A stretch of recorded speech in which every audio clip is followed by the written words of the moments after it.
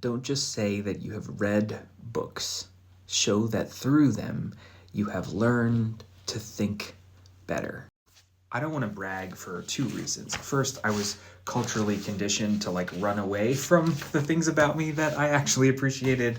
Go gadget, Catholic guilt. I have it in spades. But the other reason that I don't want to brag is because I recognize that not everyone has the disposable time and intellectual energy to read books in maniacal detail and attempt to absorb them into their entire being.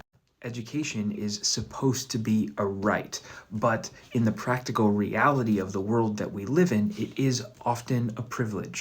So the books that have taught me to think better have taught me to understand that not everyone has the opportunity to read as deeply as I get to. This is part of why I am a teacher at heart, by profession and by desire and passion, because I believe that I want to share knowledge with the world. It's just part of what I feel like I'm supposed to do.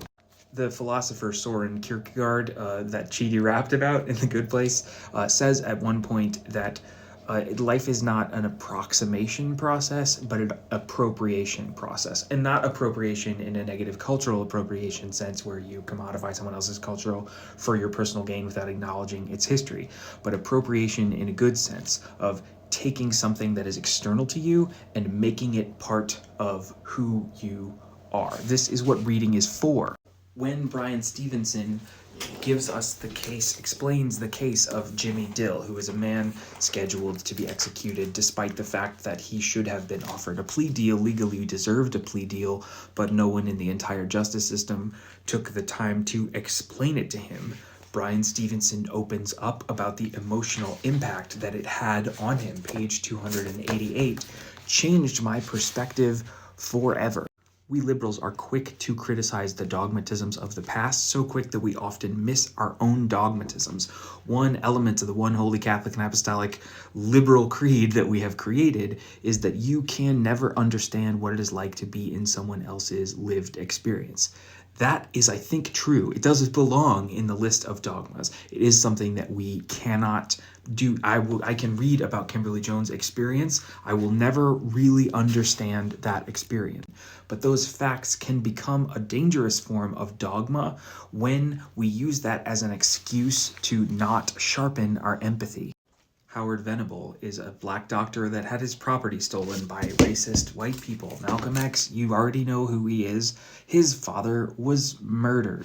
I cannot know truly what that is like, but if I dwell too much on that fact, I might miss out on the opportunity to become, as Bryan Stevenson says, proximal to those who are suffering. When Ruha Benjamin tried to go to sleep as a child, she would lie, quote, "I forced myself to lie as flat as possible, just in case," referring to the gun violence in her neighborhood that led her to live in a state of fear that she might be killed by a stray bullet. That is an experience I have never had. I know that the internet isn't particularly good at this, but I do think that nuance is possible, that I can accept the dogmatic fact that I cannot ever fully understand that experience, and also stubbornly, and yet with epistemic humility, seek to empathize with it as best as I possibly can. So at the risk of disagreeing with Epictetus, one of the ancient Stoics, which I do, I often disagree with the ancient Stoics. Don't just read books to say that you have read them. Show that through them you have learned to feel better, to expand your empathy, and to broaden your perspective of what the human experience is.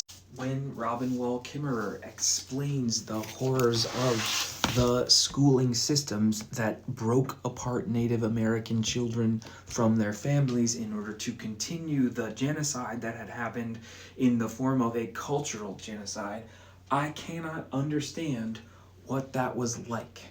When Kate Mann explains that there are forms of violence against women that leave marks that we do not see as a society visible on the outside, but stay with women in a way that is permanent and debilitating.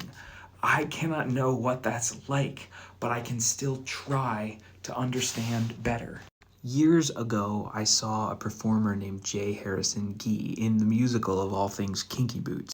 Jay's character, Lola, is a drag queen who interacts with another character in the play called Charlie, who, depending on your cultural conditioning, might be a representative, a stand-in for the audience. The song is called Not My Father's Son.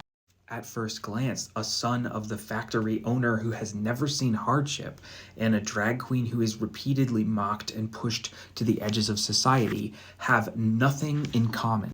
As the song continues, they come to realize that despite the fact that their lives have taken vastly different trajectories, they both share the experience of disappointing their fathers. As children, each of them in different ways were begging for the approval of their fathers, and as a result, repressing the parts of themselves. This line, to breathe freely, was not in his plan, and the best part of me is what he wouldn't see. At the end of the song, in that pin drop silence and emotional connection you only see in a live performance, Jay sang, "We're the same, Charlie boy, you and me." Does that mean that Charlie, the twerpy, privileged white boy whose daddy owns a factory, understands what it's like to be in the lived experience of a member of society who's marginalized in an intersectional fashion? No.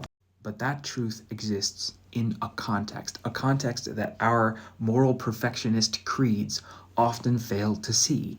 The truth that is, there are many elements of shared humanity, despite this impossible barriers across many cultural divisions. We need to balance the epistemic humility with an obligation to empathy. You may have heard this quote that a reader lives 1,000 lives before he dies. The man who never reads lives only one. This is attributed to George R.R. Martin, but it totally feels like it's not an original thought. And plenty of people must have said some version of this over the centuries. But as someone who has the privilege to read, I don't think that it's just readers.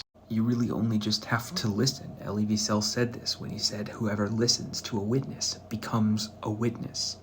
Whenever anyone says, like, oh, there's just one race, the human race, or more connects us than separates us, I usually feel a twinge of aversion to that sort of Hallmark card, simplistic philosophy.